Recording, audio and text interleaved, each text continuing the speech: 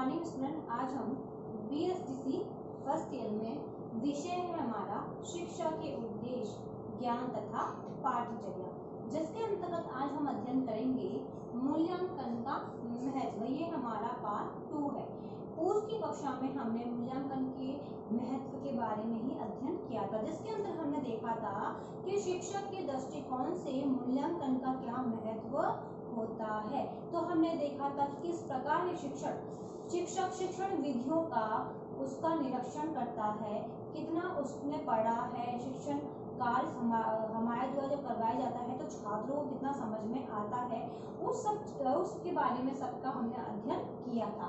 आज हम देखते हैं शिक्षण प्रक्रिया के दृष्टिकोण से कि जब हम शिक्षण प्रक्रिया करवाते हैं उसके दृष्टिकोण से हम किस प्रकार मूल्यांकन कर सकते हैं। तो हमारा नेक्स्ट पॉइंट है शिक्षण प्रक्रिया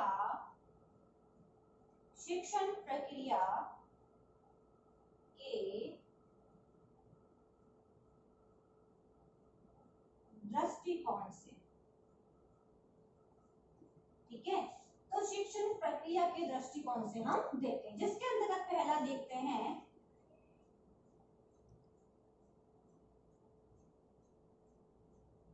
उद्देश्यों की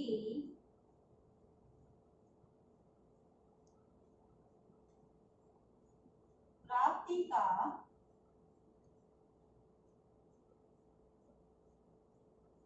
पता लगाना।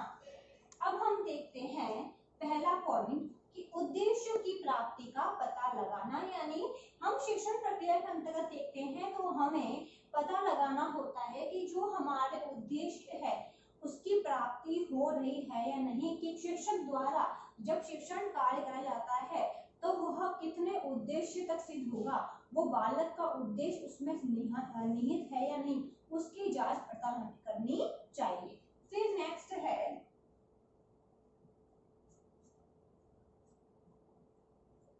उपचारात्मक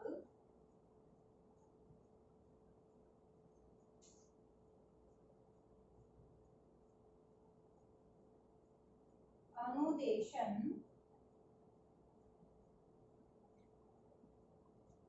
देने हेतु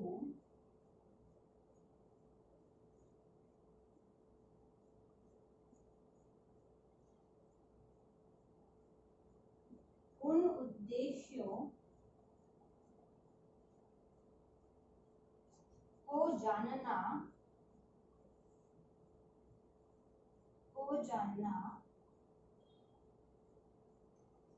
जिनकी प्राप्ति नहीं हुई है। इसके अंदर हम आगे देखते हैं तो शिक्षण प्रक्रिया के दृष्टिकोण से कि उपचारात्मक अनुदेशन देने हेतु उन उद्देश्य को जाना जिसकी प्राप्ति नहीं हुई है। अगर हमें छात्रों के अंतर्गत शिक्षण प्रक्रिया में किसी प्रकार की परेशानी या कठिनाइयां आती है या उसे समझ में नहीं आता है तो हम उसको उपचार करने से पूर्व हम उद्देश्य को जानेंगे जिसकी प्राप्ति हमें नहीं हुई है। पहले हम उद्देश्य को देखेंगे कि बालक को कहाँ पर परेशानी आ रही है, तभी हम उसका उपचार करके अनुदेशन या सलाह देने की कोशिश हम करते हैं। अब नेक्स्ट पॉइंट है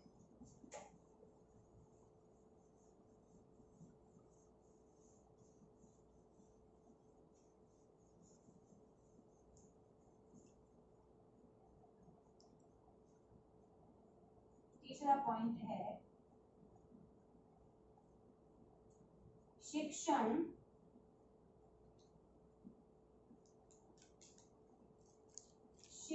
विधियों की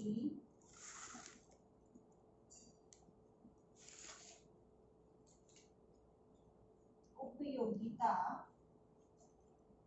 व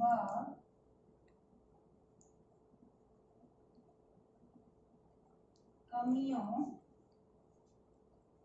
का ज्ञान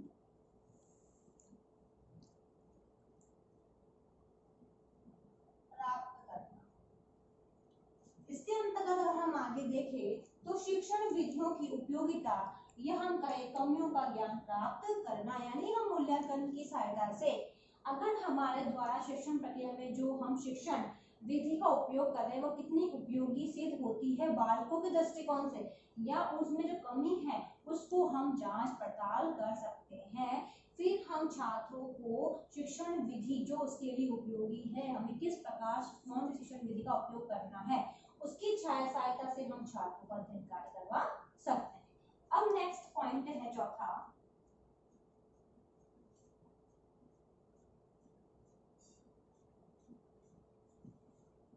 पाठ्य पुस्तकों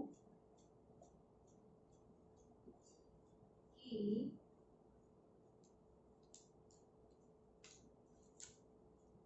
उपयुक्तता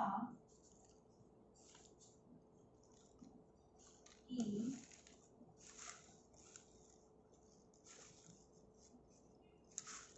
जांच करना।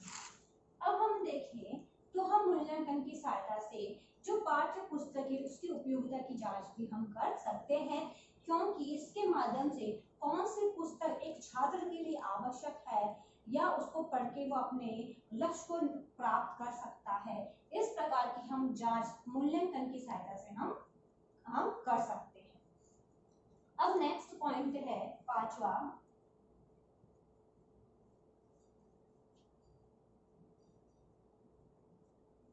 पाठ्यक्रम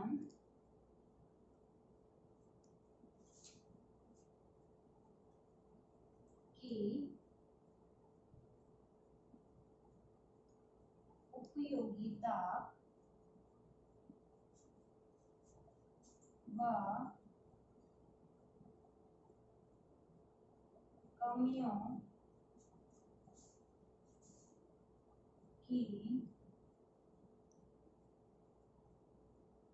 की जानकारी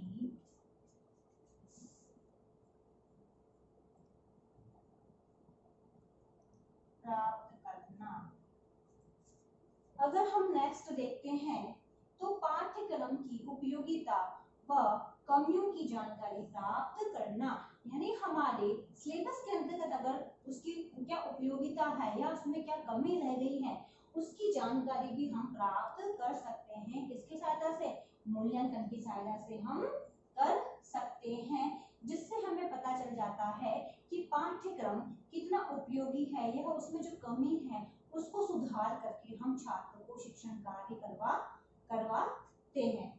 तो ये था शिक्षण प्रक्रिया के दृष्टिकोण से, यानी शिक्षण प्रक्रिया के दृष्टिकोण से हम किस प्रकार हम मूल्यांकन का इसका अंतर्गत महत्व रहता है या किस प्रकार हम मूल्यांकन करते हैं। अब जो हमारा नेक्स्ट पॉइंट है वह छात्र के दृष्टिकोण से है।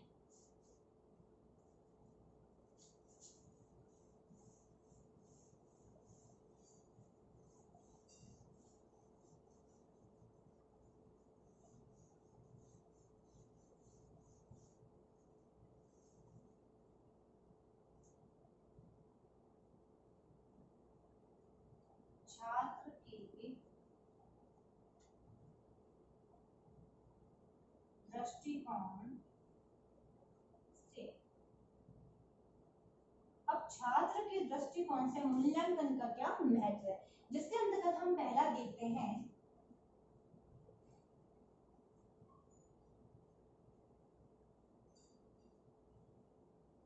छात्रों की कमियों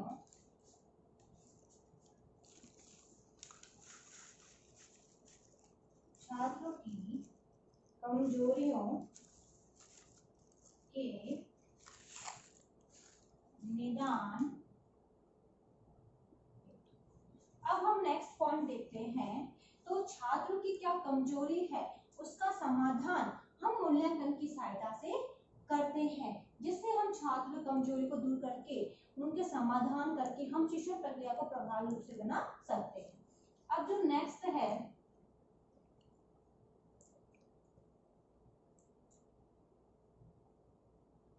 पुनर्बलन मिलता है। अब हम देखते हैं तो छात्र को समय समय पर पुनर्बलन दिया जाता है जब छात्रों का मूल्यांकन कार्य किया जाता है, छात्र अच्छे कार्य करते हैं तो उसके लिए हम छात्रों को पुनः बलन देते हैं, जिसके अंतर्गत हम छात्रों को शाबाशी दे सकते हैं, मोटिवेशन दे सकते हैं, जिससे छात्र अधिक पढ़ने के लिए क्रियाशील हो जाते हैं। अब नेक्स्ट है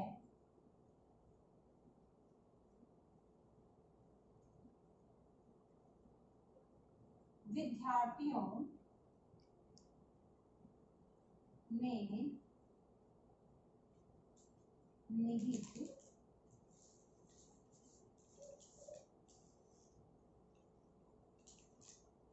निहित क्षमताओं की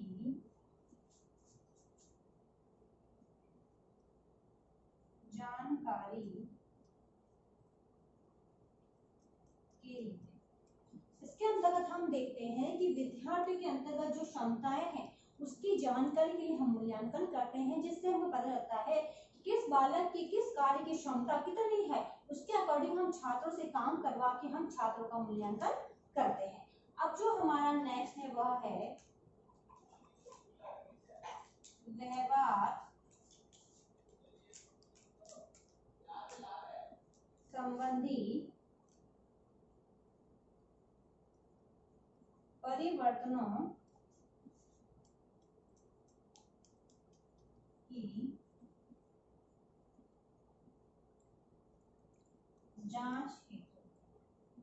आगे हम देखते हैं कि छात्र के व्यवहार संबंधित क्या परिवर्तन हो रहे हैं, उसकी जांच मूल्यांकन के द्वारा की जाती है कि हमारे द्वारा जो शिक्षण कार्य करवाया गया है वो छात्र अपने प्रैक्टिकल रूप में कितना उसको करते हैं, उसकी जांच भी हम मूल्यांकन की से करते हैं। तो ये था छात्र की दृष्टि से मूल्यांकन का महत्व क्या होता है।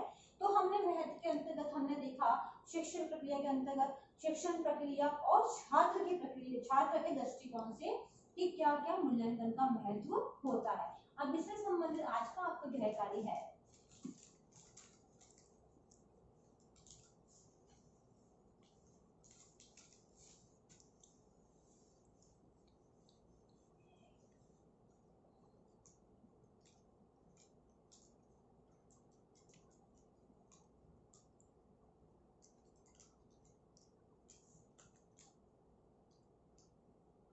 मूल्यांकन का महत्व।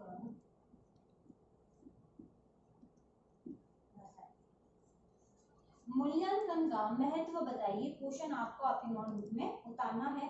अंत में एक विशेष बात, जैसा कि आप सभी को पता है कि देश में कोरोना जैसी महामारी बहुत फैल रही है, इससे सुरक्षित रहने के लिए आप मास्क लगाइए, हाथों को सैनिटाइजर करिए, यदि आप बाहर जाते हैं किसी व्यक्ति के संपर्क में आते हैं तो कम से कम 6 फीट की दूरी बनाए रखिए, जिससे आप सुरक्षित रहोगे तो आपका घर भी सुरक्षित रहेगा। धन्यवाद।